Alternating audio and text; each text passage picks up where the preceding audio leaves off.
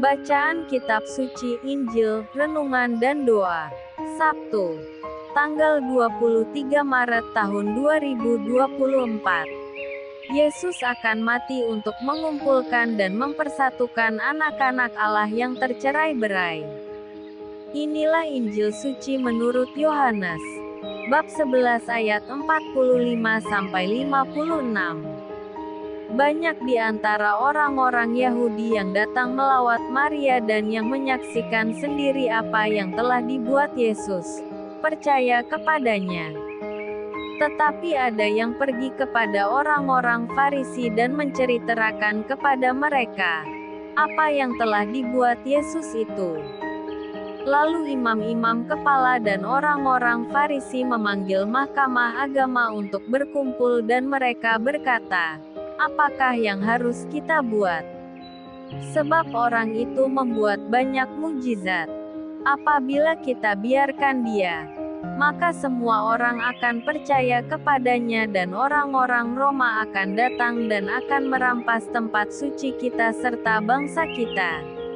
Tetapi seorang di antara mereka, yaitu Kayafas, imam besar pada tahun itu, berkata kepada mereka, "Kamu tidak tahu apa-apa, dan kamu tidak insaf, bahwa lebih berguna bagimu jika satu orang mati untuk bangsa kita daripada seluruh bangsa kita ini binasa." Hal itu dikatakannya bukan dari dirinya sendiri, tetapi sebagai imam besar pada tahun itu ia bernubuat bahwa Yesus akan mati untuk bangsa itu. Dan bukan untuk bangsa itu saja, tetapi juga untuk mengumpulkan dan mempersatukan anak-anak Allah yang tercerai-berai. Mulai dari hari itu mereka sepakat untuk membunuh dia. Karena itu Yesus tidak tampil lagi di muka umum di antara orang-orang Yahudi. Ia berangkat dari situ ke daerah dekat padang gurun, ke sebuah kota yang bernama Efraim. Dan di situ ia tinggal bersama-sama murid-muridnya. Pada waktu itu hari raya Paskah orang Yahudi sudah dekat, dan banyak orang dari negeri itu berangkat ke Yerusalem untuk menyucikan diri sebelum Paskah itu. Mereka mencari Yesus dan sambil berdiri di dalam bait Allah, mereka berkata seorang kepada yang lain, "Bagaimana pendapatmu? Akan datang jugakah ia ke pesta?" Demikianlah sabda Tuhan. Shalom. Yesus akan mati untuk mengumpulkan dan mempersatukan anak-anak Allah yang tercerai-berai. Injil hari ini, Yohanes bab 11 ayat 45-56.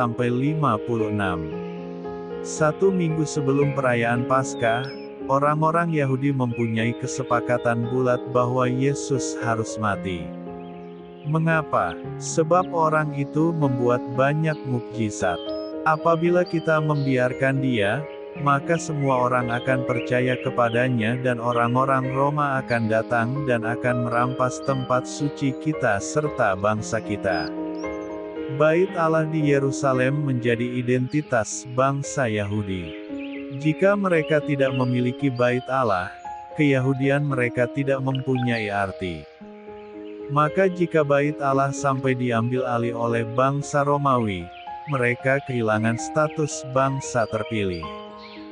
Maka bisa memahami segala daya upaya yang dilakukan untuk menyelamatkan bait Allah, termasuk membayar pajak yang tinggi kepada bangsa Romawi. Bait Allah mempunyai peran selain sebagai tempat pusat rohani, namun juga pusat kebudayaan bangsa, dan sekaligus tempat untuk memutar roda ekonomi Yerusalem. Kita masih ingat Yesus marah besar di bait Allah dengan pedagang-pedagang yang ada di sekitar sana. Demi menyelamatkan bait Allah, kesepakatan bersama untuk membunuh Yesus terjadi hari ini. Kesepakatan ini mendapat inisiatif dari para tua-tua dan tokoh-tokoh agama. Baru kemudian kesepakatan itu menjadi kesepakatan bersama, dan bahkan menjadi kesepakatan politik. Ironisnya, Justru mereka yang dekat dengan Bait Allah lah yang menjadi aktor intelektual rencana pelenyapan Yesus. Mereka yang seharusnya menjadi pelopor pewartaan mesianik, justru malah menenggelamkan warta itu. Namun di balik kesepakatan itu, ada sebuah nubuat yang dimaksudkan untuk menyelamatkan Bait Allah, justru mempunyai makna yang jauh lebih luas. Yesus akan mati untuk bangsa itu, dan bukan untuk bangsa itu saja, tetapi juga untuk mengumpulkan dan mempersatukan anak-anak Allah yang tercerai-berai. Bagi kita, pertama, berbuat sebaik apapun yang kita lakukan, belum tentu semua orang mampu menerima dan memahaminya.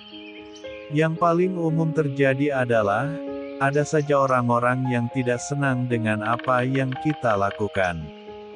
Perbuatan baik tidak jarang ditangkap secara berbeda, atau bahkan dikatakan sebagai perbuatan yang jahat. Maka usaha untuk mendirikan, atau bahkan usaha melenyapkan akan dilakukan dengan berbagai cara. Lalu bagaimanakah selanjutnya? Tetap saja kita memperjuangkan yang baik dan benar. Ada yang menentang atau tidak suka, biarkan saja hal itu terjadi. Sebagai orang Kristiani, kualitas kita akan semakin tampak, jika kita mampu tetap mencintai orang-orang tersebut. Jika kita juga menjadi anggota mereka, apa lebihnya kita sebagai pengikut Kristus? Kedua, apa yang dikatakan seseorang bisa menjadi sebuah nubuat, bukan sekadar kata-kata kosong. Mungkin kita mengutarakannya, dengan tanpa sadar dan tanpa maksud yang dalam. Namun justru yang spontan seringkali mempunyai makna yang mendalam, atau dalam Injil hari ini menjadi nubuat. Maka, kata-kata dengan bijak menjadi satu-satunya pilihan, agar kata-kata kita tetap menjadi berkat bagi diri kita sendiri, maupun bagi orang lain. Dari mulut yang sama bisa keluar berkat, namun dari mulut yang sama bisa keluar kutuk.